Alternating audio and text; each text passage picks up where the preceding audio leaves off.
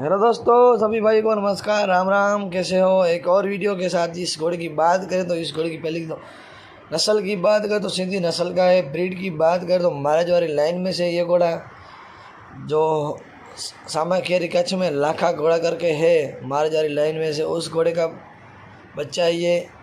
और इस घोड़े की स्पीड की बात करें तो 3839 रिवाल चलता है। ऑनर की बात करें तो रफ़ीक भाई।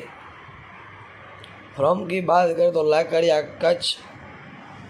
और घोड़ा की नेम की बात करें तो इस घोड़े का नाम है सुल्तान। काफ़ी अच्छा चलता है दोस्तों।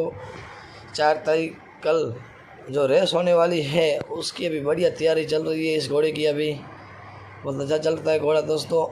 और दोस्तों, आपको ये वीडियो मेरा पसंद आए और ऐसे वीडियो देखने के लिए मेरे यूट्यूब चैनल को आप लाइक कीजिए, शेयर कीजिए और सब्सक्राइब कीजिए। धन्यवाद।